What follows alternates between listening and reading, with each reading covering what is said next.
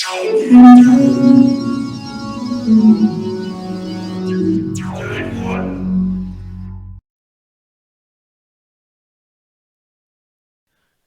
and welcome to Sonic Stories, a series dedicated to taking the Sonic the Hedgehog canons and combining them to create one cohesive story. This is done using the American copies of the games, the Archie and IDW comic runs, and the many various cartoons and animations released over the years. By combining the canons of the Sonic mythos, the creator of this video is telling a non-canon story, and it is not to be taken as a fact for the official canon connected to the characters or the world of the Sonic the Hedgehog franchise, nor is it meant to offend the creators of the games, comics, movies, televised programs, or any of the license holders, as it is a fan-made project. Any imagery used in the video was taken from publicly available image search engines on the World Wide Web, or come directly from the comics, in which the creator of this video took the time to photograph and convert for the entertainment of the viewer. If this process or the use of images from the web caused any harm to anyone, I, as the creator of the video, would like to apologize in advance, and just know that such action was not my intent. I must reiterate, this is a fan-made, non-canon project based on existing and publicly available knowledge, with the intent of telling a story less confusing than the canon story provided, as the canon has been rewritten multiple times, retconning previous information that's still hold on to or get confused by. This is my attempt to combat said confusion and should only be taken as suggestion or as a grain of salt. Thank you for listening. Without further ado, I hope you enjoy. And we are back, finally, once again into the Breach of Insanity. This time will be a little different as we jump ahead in the timeline to rewrite the origin of Infinite. Now, normally when I do these videos, it's a combination of existing information to create a non-canon explanation for a character. Having said that, these bits of info are pre-written information that has already happened. So, like, real information that did happen at some point in the Sonic lore, with a few creative liberties on my part to help the flow of connections.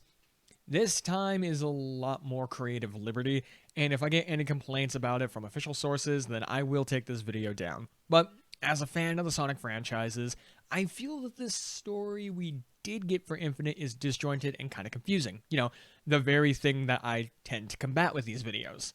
So this is just my way of processing to try and quote-unquote fix Infinite. So much more grain of salt to be taken here. With all that said, let us begin.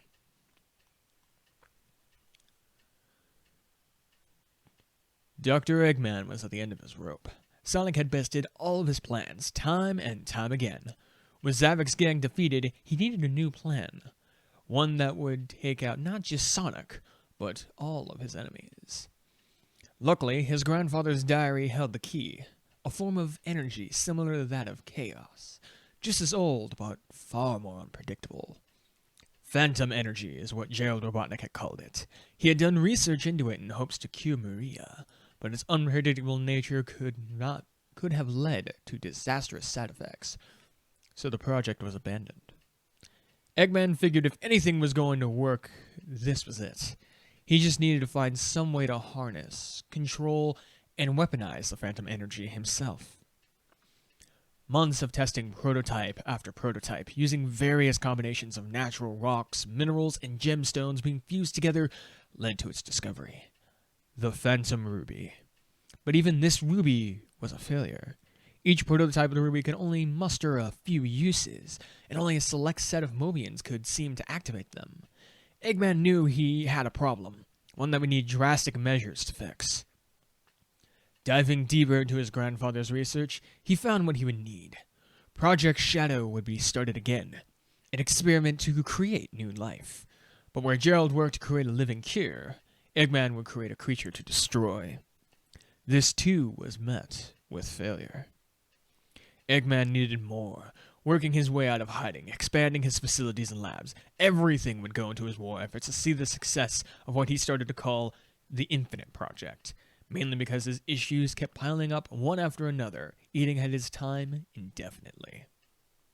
The solution came when the Doctor discovered a team of combatants that aided the resistance from time to time, called the Diamond Cutters, as well as a member among them named Mimic, who had the ability to look like anyone.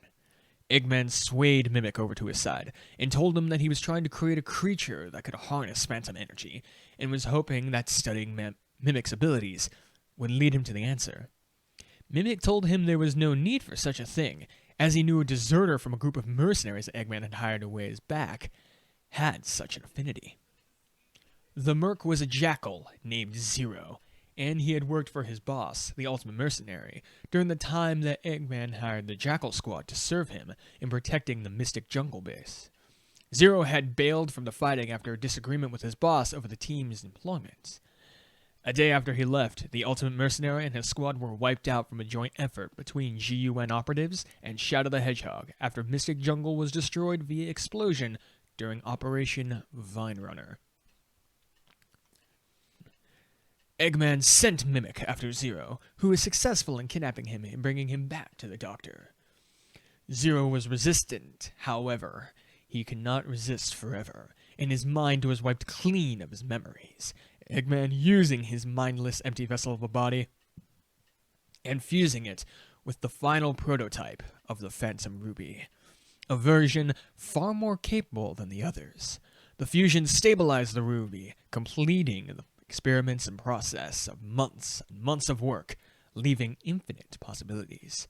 But even Eggman knew that an empty vessel is completely useless.